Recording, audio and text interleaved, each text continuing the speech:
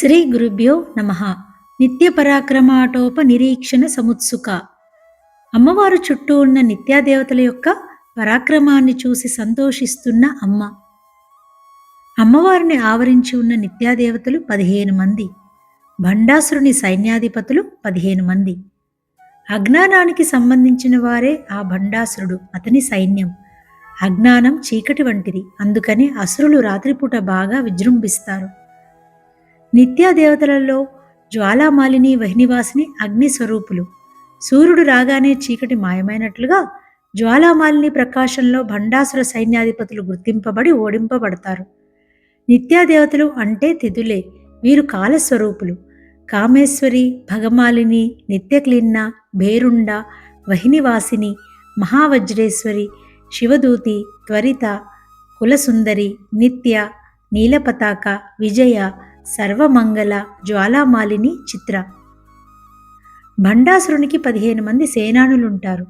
దమనక, దీర్ఘజిహ్వ, హబక, హాలుమల్ల, కక్లస, కల్లివాహన, దుక్లస, పుత్రకేతు, చంద్రబాహు, కుక్కుర, జంబుకాక్ష, కుంభగ, దీక్షశృంగ, త్రికంటక, చంద్రగుప్త. అంటే కాలంలో ఉన్న ప్రతికూలతలే ఈ అసుర శక్తులు.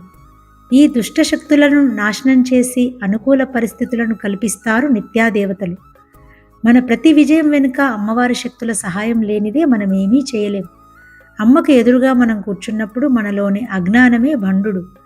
మనలోని దుష్ట ఆలోచనలకు అమ్మవారి అనుగ్రహ శక్తులకు మధ్య యుద్ధం జరుగుతుంది.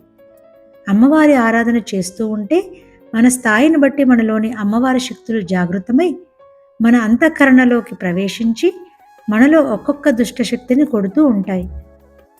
అందుకే ప్రతినిత్యం అమ్మవారి శ్రీచక్ర సన్నిధిలో కాసేపు పూజ చేస్తూనో ధ్యానం చేస్తూనో గడుపుతూ ఉండాలి.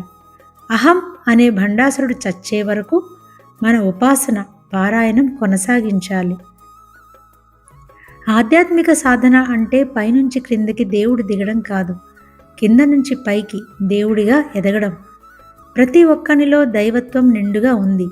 అన్యభావనల వలన, అనవసర వ్యవహారాల వలన అది మరుగున పడినట్టు ఉంది. మన ఉపాసనా బలం వలన మబ్బులు తొలగి సూర్యదర్శనం అయినట్టు అమ్మ దర్శనం అవుతుంది. పరాక్రమం అంటే ఉపాసన యొక్క తీవ్రత. ఆ తీవ్రతను చూసి అమ్మ సంతోషిస్తుంది. సముత్సుక అంటే అర్థం అదే.